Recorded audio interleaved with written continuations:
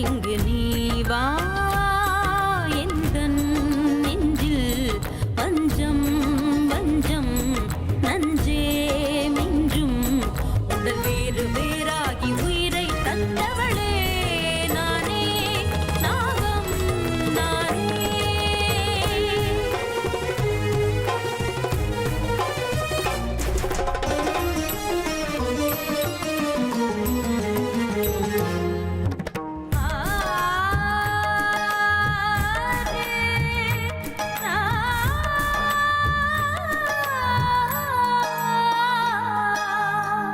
ஜென்மம் பல தாண்டி உன்னோடு வாழ வேண்டுமே மரணம் தன்னை வென்று தினம் காதல் செய்யவா நாகமணி தேடி என் ஜீவன் இங்கு வாடுதே சொந்தங்களை நாடி உயிர் தேடி ஓடுதே பூமிக்கு வந்த நிலவு பிறவீது சாபமா கடமையை தாண்டும் உறவு மனமிளகிடுமா எந்தன் நெஞ்சில் வஞ்சம் வஞ்சம் நஞ்சே மிஞ்சும் உடல் வேறு வேறாகி உயிரை தந்தவளே நானே நாகம் நானே தந்தவளே நானே நாகம் நானே.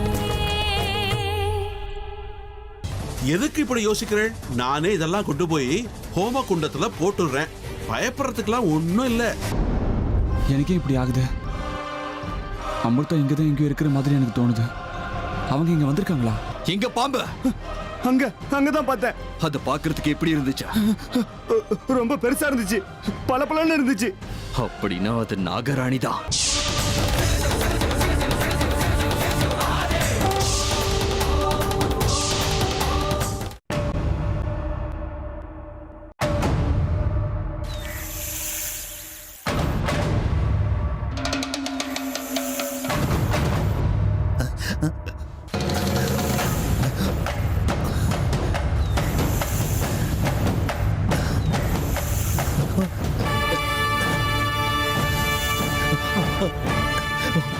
அண்ணே அண்ணே,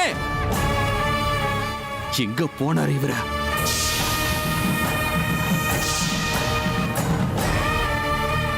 அண்ணே அண்ணே,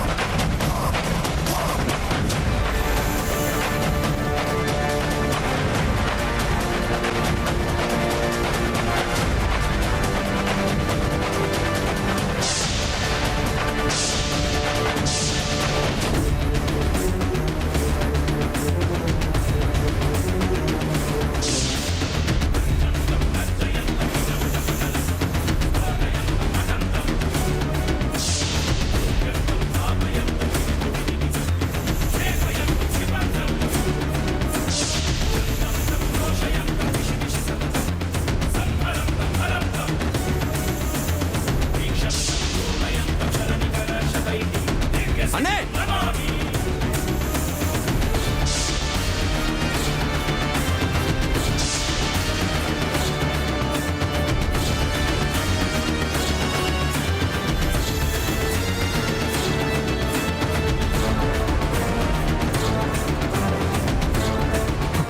அண்ணா ஓடாத நில்லு. இந்த தாயத்தை கட்டிக்கோ.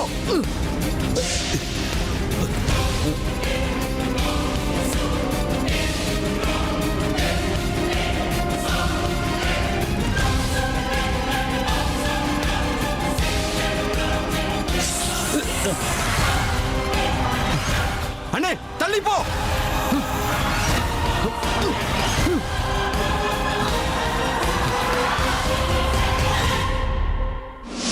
ருத்ரா பாத்துடா. ஹே பாம்பு, இவ்வளவு தூரம் தேடிக்கிட்டு வந்துட்டியா? இன்னைக்கு நான் உன்னை விட மாட்டேன். உன் சாவு என் கையில தான்.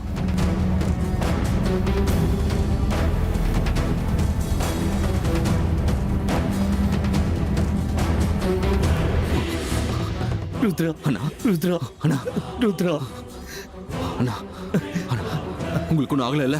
ரொம்ப தேங்க்ஸ் ருத்ரா. சரியான நேரத்துல வந்து என் உயிரை காப்பாத்தினா. நீ எதை பத்தி கவலைப்பட வேண்டாம். உனக்கு எதுவும் ஆகல. இனிமே அந்த தாயத்தை உன் கழுத்தை விட்டு கழட்டாம நீ பாத்துக்கோண்ணா. நான் ஜாக்கிரதையா தான்டா இருந்தேன். ஆனா தண்ணியில முழுகும் போது எப்படியோ கழண்டு இருக்க போல. இனிமே நான் ரொம்ப எச்சரிக்கையா இருப்பேன் ருத்ரா. அண்ணா, எனக்கு என்னவோ அந்த செத்த பாம்புங்களோட தேகத்தை இங்க கொண்டு வந்திருக்கோம்ல, அதுக்காக தான் அந்த பாம்பு இங்க வந்திருக்குன்னு தோணுது. இந்த பாம்பு நம்மளை மறுபடியும் தேடி வரக்கூடாதுன்னா அந்த பாம்புகளோட தேகத்தை இங்கேயே நம்ம எரிச்சாகணும். ருத்ரா, ஏற்கனவே அது செய்யறதுக்கு நான் ஏற்பாடு பண்ணிட்டேன். இந்நேரத்துக்கு அந்த பாம்புகளை எரிச்சிருப்பாங்க. யாரு யார்கிட்ட நான் சொல்லியிருக்கேன்? இந்த ஊர் பசங்க தான். பணத்தை கொடுக்குறேன், அதை எரிச்சிடுங்கன்னு சொல்லிட்டேன். ரொம்ப நல்ல காரியம் தானா பண்ணியிருக்க. இனிமேலும் அந்த தேகங்களை தேடி அந்த பாம்பு இங்க வராத. ருத்ரா வா, அங்க எல்லாரும் பூஜைக்கு வெயிட் பண்ணிட்டு இருப்பாங்க. சீக்கிரம் போலாம். பூஜை நின்னு போச்சுண்ணா. வாட்? நீ என்ன சொல்ற ருத்ரா? ஆமாண்ணா, அதை பத்தி உனக்கு போற வழியில சொல்றேன். ஆனா பாம்பு உன்னை இவ்வளவு தூரம் துரத்திக்கிட்டு வந்த விஷயத்த நீ யார்கிட்டயும் சொல்லக்கூடாது. அம்மாவுக்கும் அன்னிக்கும் தெரிஞ்சதுன்னா ரொம்ப பயந்து போயிடுவாங்க.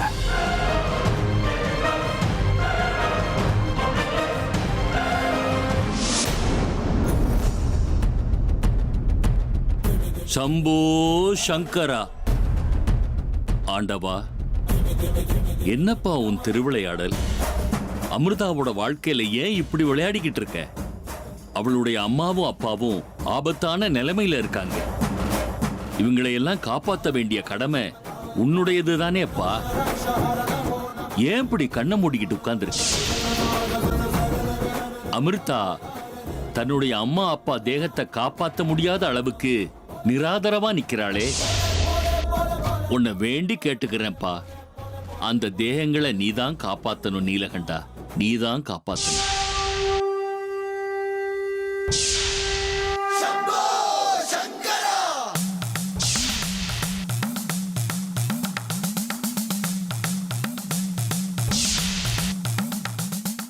விஸ்வநாதா, நாகராஜா நாகராணி தேகங்கள் அழிஞ்சு போகாம காப்பாத்துறது எவ்வளவு முக்கியம்னு உனக்கு தெரியாதா? அந்த தேகங்களுக்கு திருட்டு கண்டம் இருக்கு. துஷ்டர்கள் அந்த துஷ்ட சக்தியால அந்த தேகங்களை அழிச்சே ஆகணும்னு பிடிவாதமா இருக்காங்க. எல்லாம் தெரிஞ்ச உனக்கு அதை பாதுகாக்கிறது ஒரு பெரிய காரியமா? அந்த தேகங்களுக்கு எதுவும் ஆகாத மாதிரி நீதான்ப்பா பாதுகாக்கணும். காப்பாத்துப்பா.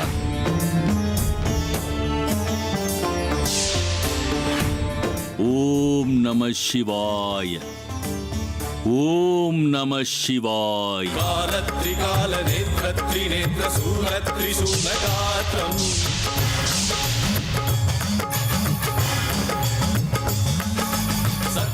எல்லாம் உன்னுடைய விருப்பம் பரமேஸ்வரா. பிரஸ்வரூப மாத்ரம்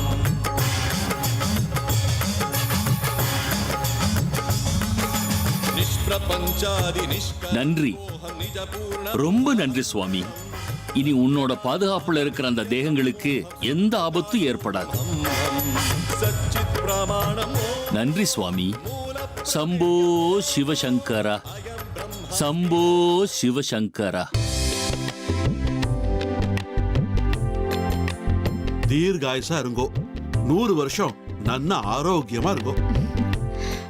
சுவாமி, என் பேரனுக்கு கல்யாணம் ஆயிடுச்சுனா எல்லாம் சரியாயிடும் இல்லையா? அவனுக்கு இருக்கிற சர்ப்பதோஷம் நிவர்த்தி ஆயிடுச்சு இல்லையா?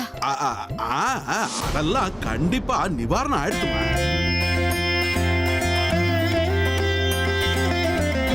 அப்படின்னா என் பேரனுக்கு இனி எந்த பிரச்சனையும் வராதுல்ல? நீ வராது. நாங்க நிம்மதியா இவங்களுக்கு கல்யாணம் பண்ணி வைக்கலாம்ல? கண்டிப்பா உங்க இஷ்டப்படியா அவ 2 பேருக்கும் கல்யாணம் பண்ணி வைக்கலாமா. இனி இவாளுக்கு எந்த பிரச்சனையும் வராது. அப்ப நான் கிளம்பிட்டுமாமா? எல்லாரும் ஷேமமா இருங்கோ. வரட்டுமா?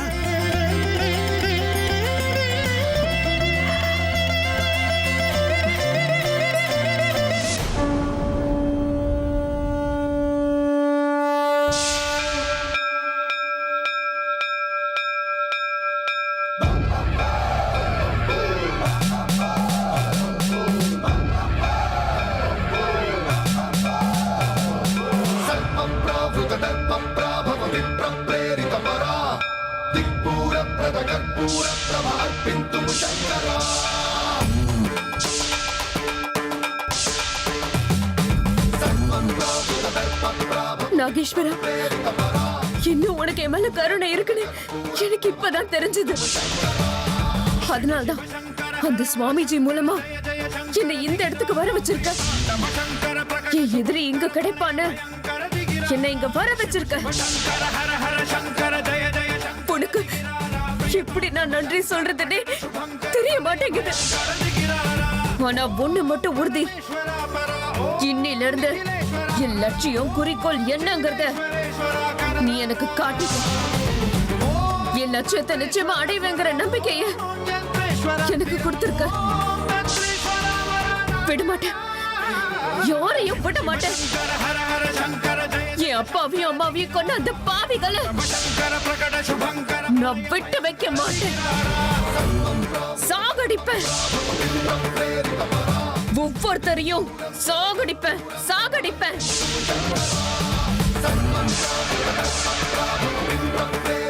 குருதேவா, நீங்க சொன்ன வார்த்தை உண்மை ஆயிடுச்சு. நீங்க சொன்ன மாதிரியே அந்த பரமேஸ்வரன் எனக்கு வழிகாட்டிட்டான். இனிமே எனக்கு தோல்வி கிடையாது, வெற்றி மட்டும்தான்.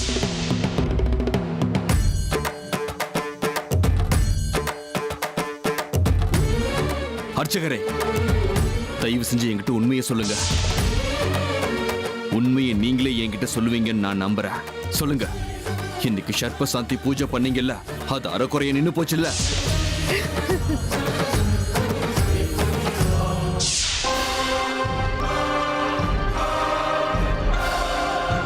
எதுக்காக போய் சொன்னீங்க? உங்க நல்லதுக்கு தான். அப்படின்னா உங்க அம்மாவுக்கு மட்டும் இன்னைக்கு பூஜையில விக்னம் ஏற்படுதுன்னு தெரிஞ்சா அவங்க நிலைமை என்ன ஆகும்னு கொஞ்சம் யோசிச்சு பாருங்க. அப்போ புரியும் நான் ஏன் அவங்க கிட்ட பொய் சொன்னேன்னு. உண்மைதான், நீங்க பொய் சொல்லி நல்ல காரியம் பண்ணிருக்கீங்க. ஆனா பூஜையை மறுபடியும் பண்ணிருக்கலாம்ல? அது முடியாது. பூஜைக்கு நடுவுல விக்னம் ஏற்பட்டா மறுபடியும் பூஜையை முதல்ல இருந்து ஆரம்பிக்க முடியாது. வேண்டாம், இன்னைக்கு பூஜை பண்ண வேண்டாம், நாளைக்காவது பண்ணிருக்கலாம்ல? இல்ல, அடுத்த ஒரு வருஷத்துக்கு சர்ப்பதோஷ நிவாரணம் பண்ண முடியாது அப்படின்னு ஒரு சின்ன அறிவுரை சொல்றேன். உங்க அண்ணன் பையன் மட்டும் இல்ல, உங்க ஆத்துல இருக்கிற எல்லாருமே இனிமே ஜாக்கிரதையா இருந்தாகணும். உங்க குடும்பத்துல உள்ள எல்லாருமே இனிமே ரொம்ப ஜாக்கிரதையா நடந்துக்கணும். கொஞ்சம் அலட்சியமா இருந்தேன்னா கூட நடக்க கூடாததெல்லாம் நடந்துரும். உங்க ஆத்துல யாருக்காவது மரண கண்டம் ஏற்பட்டா அது நிச்சயமா பாம்பால மட்டும்தான். புரியறதா?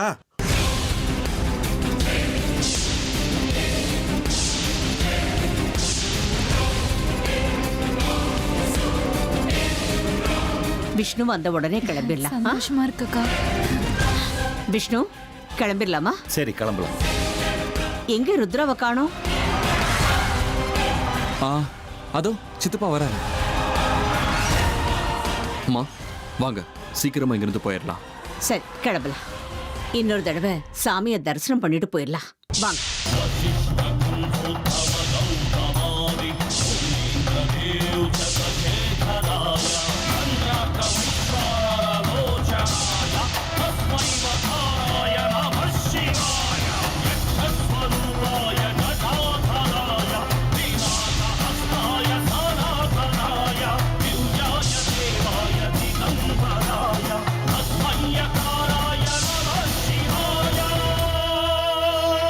पञ्चाक्षरमिदं पुण्यं यः पठेच्छिव सन्निधौ शिवलोकमवाप्नोति शिवेन सह मोदते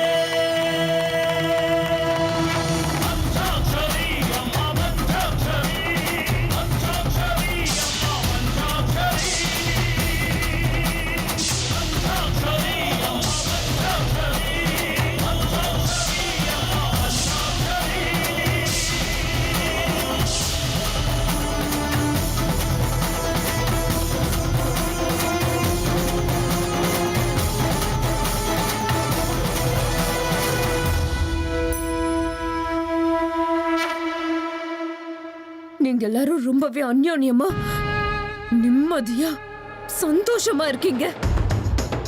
ஆனா இனிமே உங்க வாழ்க்கையில எந்த சந்தோஷமும் எந்த நிம்மதியும் இருக்காது.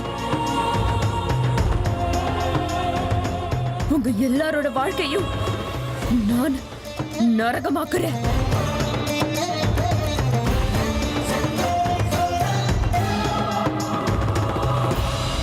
இனிமே ஒரு நாள் கூட நீங்க நிம்மதியா இருக்க மாட்டீங்க. உங்களை அழிக்கிறேன். இனிமே உங்க குடும்பத்தை அழிக்கிறது தான் என் லட்சியம். தயாரா இருங்க, ஒவ்வொருத்தரும் தயாரா இருங்க செத்து போறதுக்கு. என் வாழ்க்கையில எனக்கு ஒரே லட்சியம் தான், ஒரே குறிக்கோள் தான், உங்க குடும்பத்தை அழிக்கிறது.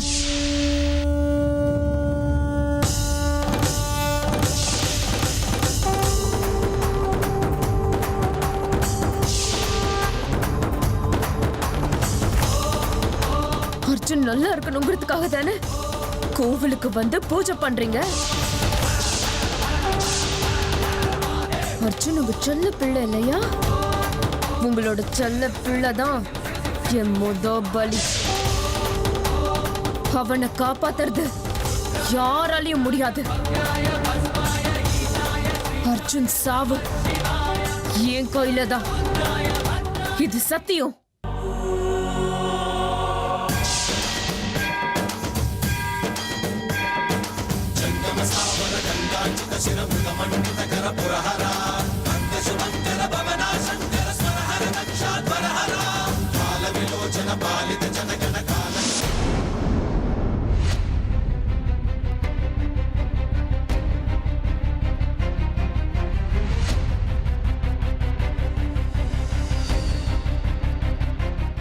சரோஜா, அமிர்தா எங்க? இவ்வளவு நேரம் ஆச்சு இன்னும் வீட்டுக்கு வரல. என்னங்க, எனக்கு என்னமோ ரொம்ப பயமா இருக்குங்க. ஐயோ சரோஜா, நான் தான் சொன்னேனேம்மா, அந்த பொண்ணு சரியில்லை. அவ நம்ம கிட்ட இருந்து எதையோ மறைச்சுக்கிட்டு இருக்கா. சித்தப்பா, நீ சும்மா இருப்பா. என் பேச்ச நீ எப்படி கேப்ப? அமிர்தா,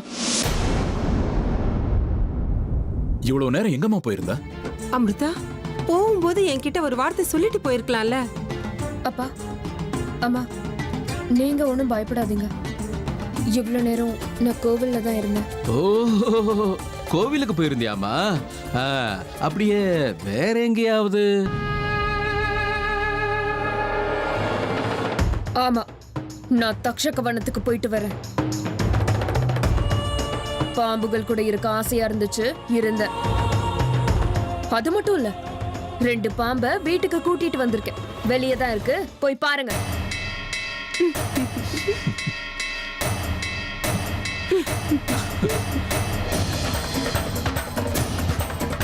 சித்தப்பா, அவகிட்ட வாய் கொடுத்து மாட்டிக்காதீங்கன்னு எத்தனை முறை சொல்லியிருக்க? இல்லப்பா விக்ரம், அவ சொல்றது உண்மைதான். நான் தான் அன்னைக்கே சொன்னேன்ல, இவளுக்குள்ள ஏதோ ரகசியம் இருக்குன்னு. வேணும்னா நீங்க வெளியில போய் பாருங்க.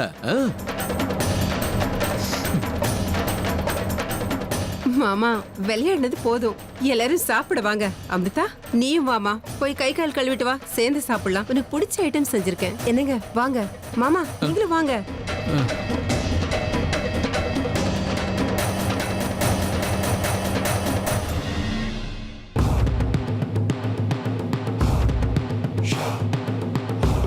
இவளை பத்தின உண்மைகளை சொல்லவே முடியலையே. அந்த நாகமணி உங்ககிட்ட இருக்கிறதுனால தானே இத்தனை நாளா இவ்ளோ ஆட்டம் போட்டீங்க. அதை மறுபடியும் எப்படி அடையறதுன்னு எனக்கு நல்லாவே தெரியும். நாகமணி மட்டும் என் கைக்கு வந்து சேரட்டும்.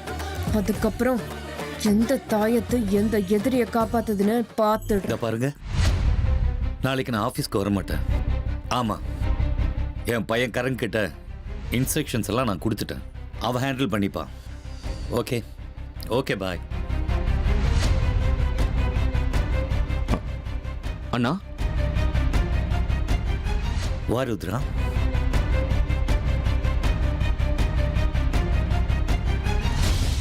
என்னாச்சு? ஏன் பயந்து போன மாதிரி இருக்க? அதான் எல்லாம் உனக்கு தெரியுமா ருத்ரா? நம்ம வீட்டில் என்னென்னமோ நடந்துக்கிட்டு இருக்கு. இதுல இருந்து எப்படி தப்பிக்கிறதுன்னு எனக்கு எதுவுமே புரிய மாட்டேங்குது. இன்னும் கொஞ்ச நாள்ல அர்ஜுனுக்கு கல்யாணம். ஆஃபீஸ் டென்ஷன் வேற. அது இருக்கட்டும், நீ என்ன இந்த நேரத்துல, என்ன விஷயம்? அண்ணா, உனக்குள்ள இருக்கிற அதே பயம்தான் எனக்குள்ளேயும் இருக்க. வீட்டில் நடக்கிற சம்பவங்களை பார்க்கும்போது ஒண்ணுமே புரிய மாட்டேங்குதா. அதுக்காக அப்படியே சும்மா இருக்க முடியாதுல்ல ருத்ரா, ஏதாவது பண்ணியே ஆகணும். ஆமாண்ணே, நான் தப்பு பண்ணிட்டேன். பைரவ பாபா கிட்ட இருந்து விலகி வந்து பெரிய தப்பு பண்ணிட்டேன். இத்தனை வருஷங்களா பைரவ பாபாவோட ஆசீர்வாதம் நம்ம குடும்பத்து மேல இருந்தது. நம்ம குடும்பத்துக்கு பாதுகாப்பு கவசமா இருந்தாரு. அவரை விட்டு விலகி வந்து நம்ம பாதுகாப்பு கவசத்தை நானே உடைச்சு எறிஞ்சிட்டேன். இல்லைண்ணா, நமக்கு ஏற்பட்ட பிரச்சனையிலிருந்து நம்மளை காப்பாத்துற ஒரே சக்தி பாபா கிட்ட மட்டும்தான் இருக்க. ஆமா, அவருக்கு மட்டும்தான் அப்படி ஒரு சக்தி இருக்க. இப்பவே அவர் காலில் போய் விழுற, அவர்கிட்ட மன்னிப்பு கேட்டு அவரோட உதவியை கேட்கிற.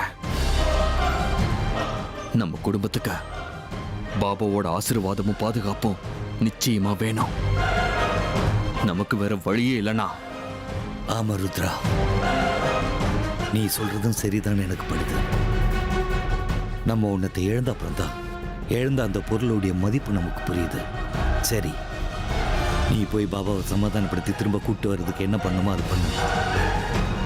தபார், நீ உடனே பாபா கிட்ட போய் பேசிப்பார்.